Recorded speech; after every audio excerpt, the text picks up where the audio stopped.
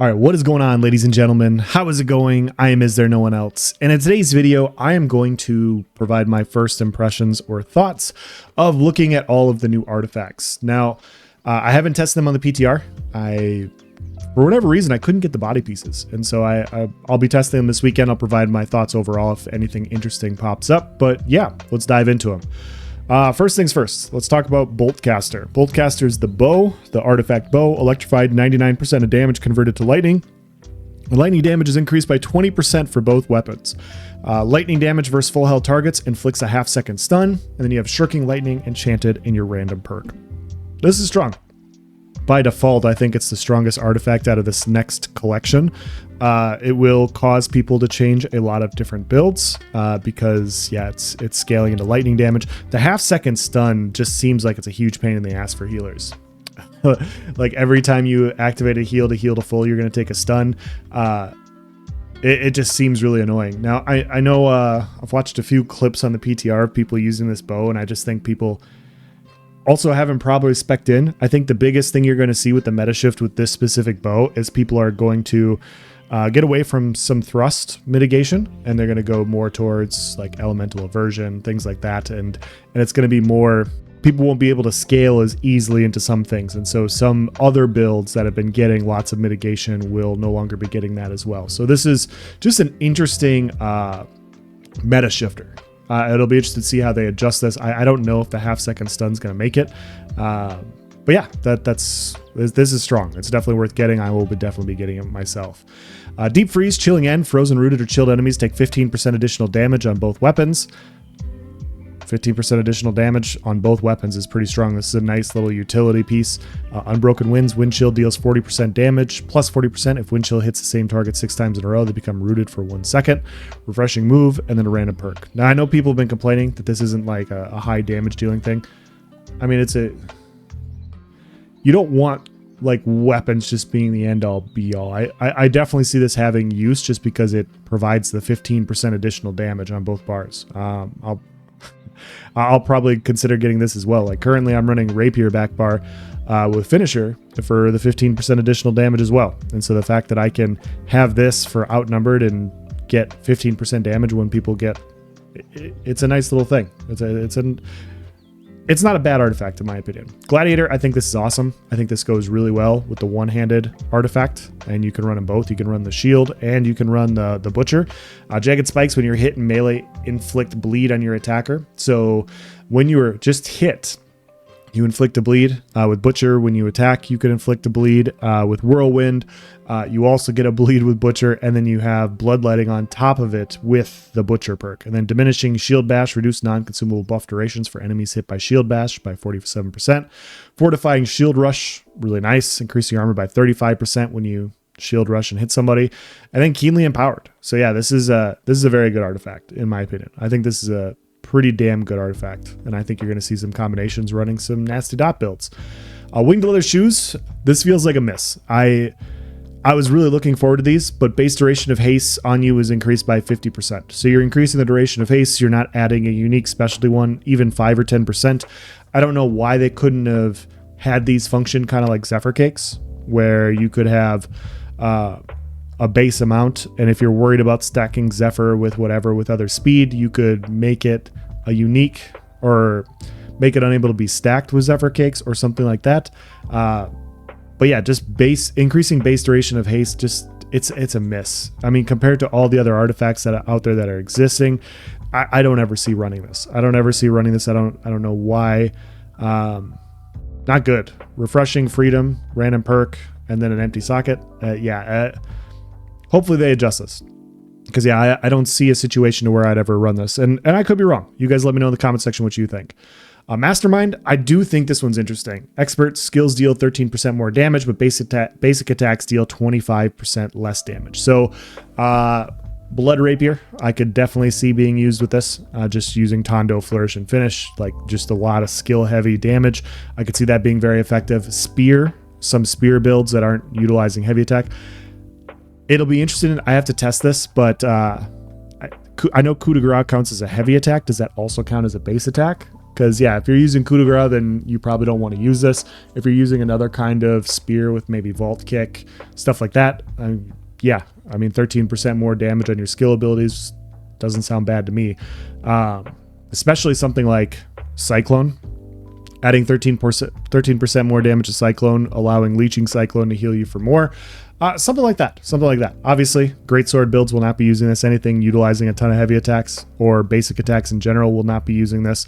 Refreshing and hardy, not bad. I wish refreshing was a different perk, but it is what it is. I think it has some unique uses. I don't think it's complete garbage.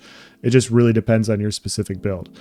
Koya's knee guards, incoming ranged physical attacks deal 33% less damage to you. This is interesting. I think this is really interesting. Basically, it's physical aversion supercharged, and then it also has physical aversion on it and enchanted wards. So this is like, hey, if other bows are doing bad things to you, like this is what you can run. It opens up possibilities. It's too bad that it's just ranged physical attacks, and it's not just, well, it's not too bad. It would be too strong if it was the other way. But how do I put it this way? I think it's arriving to the game one patch too late. I think last patch, like you could have seen these used quite a bit, with a lot of people already stat splitting, running either like nature harnessing, or they're running ice damage, or next patch they'll be running lightning with Boltcaster, these sorts of things. I don't think that this is going to be as good as it was. Although 33% is a lot, mitigating incoming physical, like ranged physical attacks, that this is a lot of mitigation. You're just not going to see as much of it, I don't think, unless people, everybody's scaling the other way, and then you have bows but yeah, it has interesting utility. I don't know. We'll have to see how it plays out. That's already happened. Ocean's Peace. This one looked really interesting. Gain 2% health, 2 stamina, and 2 mana each second, but potion cooldowns are increased by 75%. I did some very rough guerrilla math. I have to go back and look at it. This is interesting enough to test. I think this is a very, very interesting earring, especially with the Ankh nerf, where some builds might potentially not want to run that anymore. I've already talked about my current earring. I'm running Regenerating, I have Healing Heart, and I have Healthy Toast. And so, yeah, I was comparing this 2% health, and if it's 2% of your max health, I think this is going to be really strong. Like roughly 20,000 health. This is a 400 heal every second before any other buffs. You add Regenerating on top of here, which is another 0.5%. You're looking at 500 healing before any other buff every second. That's a lot of heals. And I know your potions are increased by 75%, but the fact that you get passive healing when you're stunned, CC'd on the ground, you're constantly getting this. You don't have to activate a potion to get it. You don't have to worry about it. You always have this. It feels like almost like a dummy-proof version, which isn't the right way to say it. I know. It feels like it's almost just like an idiot-proof version. I'm going to even go harsher. Idiot-proof version of, a Healthy Toast potion thing, where it's just, yeah, you don't have to activate potions to get healing. You just get it all the time. Refreshing. Obviously, I like Healing Heart. I would put Regenerating on this. It's definitely worth testing, in my opinion, because I think the healing, like you guys can do the math yourself and compare it with your builds. But yeah, you're going to lose health. You're going to lose health off of your not being able to spam health potions as much. You're going to lose that activation. We'll have to see exactly where health potions are this next patch, since they're getting buffed as well. But the fact that you're getting 400 health every second, and if you run a higher con build, maybe 300 con or something like that, like this could be even more valuable. And then that allows you, since you're not running Healthy Toast, you now have an open spot on your bar to maybe fit some other form of mitigation or something like that. And all this comes into effect before your stamina recovery, which you also get 2 stamina every second. Now, 2 stamina every second isn't a ton, but when you start running a thing like Shirking Heals, for instance, having that extra, like in a more prolonged fight, having that extra ability to just randomly pop off a 2800 3k heal, not bad, not bad. Being able to dodge roll, being able to iframe an incoming attack, not bad. And all of this on top of just having passive healing. So even when you're, you run across that guy running the time stopwatch and he's got you CC'd, you're just gaining health. So I definitely think this is interesting. I'm not saying it's best in slot or anything.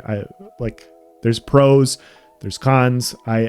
We'll have to see how this works, but this one definitely has my attention as one of the ones I want to try. The unmove, you cannot be displaced.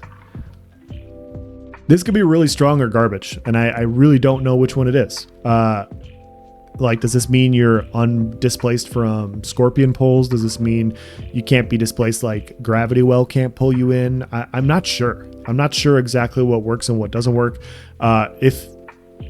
If it mitigates to where you can't get pulled by scorpion and stuff like this, yeah, it's pretty good. For as powerful as pulls are, not being pulled is also powerful. So I could see this being a very, very good set of shoes.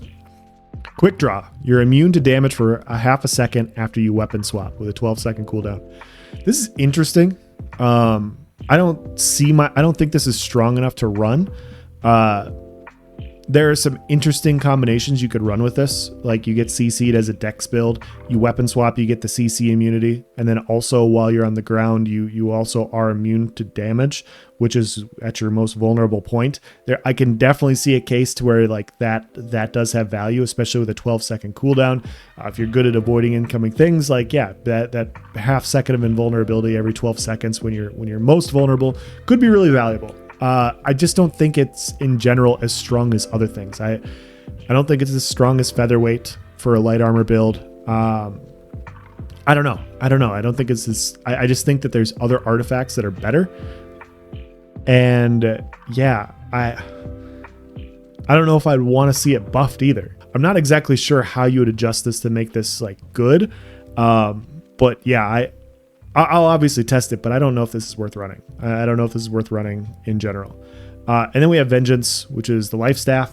Magnify, when you successfully heal, gain 1% damage for 10 seconds. Stacks of 20. If it goes on both bars, like, yeah, I'll be running life staff back bar. I mean, why wouldn't you?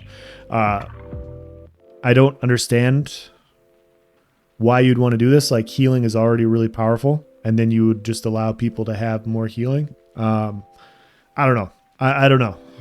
But yeah, when Beacon heals a player, they gain 11% crit chance. Okay, refreshing move, enchanted. Yeah, all right. It all depends on if it goes on both bars or not. I've seen this discussion. I haven't gone on the PTR to test it yet or not. Like I said, I will test it this weekend. But yeah, if it works on both bars and you can run something else, and with the new gem splits, you can run greatsword. Like the idea of running greatsword life staff sounds pretty gross. I don't know. It could be really strong if it's just your life staff that's getting this damage. But yeah, that's my personal opinion. We'll have to see if I'm right or wrong. It'll be fun to test these and come back and be like, oh yeah, I was an idiot, or hey, I wasn't too far off on this. But overall, those are the new artifacts available in Season 4. I want to get your thoughts in the comment section below. Please let me know what you think. Thank you for watching, guys. Have a nice day. Oh my God! Go up the road, this way. Leave the point. Just run for your fucking life, dude. Yo! I got hit the camp. Oh my gosh! Run up the road. Just up here. Just get away. I'm in the graveyard. Where's else? I'm in the graveyard. Okay. Oh, you're about to be. Yo! Oh my God, dude. They're chasing. Else. Yo! Else. That's a dead end. Graveyard dead end. Yeah. Get out of there. I'm put the bodies, bro. That's where the bodies go. Friends, come on out, right here. Yep. I'm coming over there. Help me! Help me!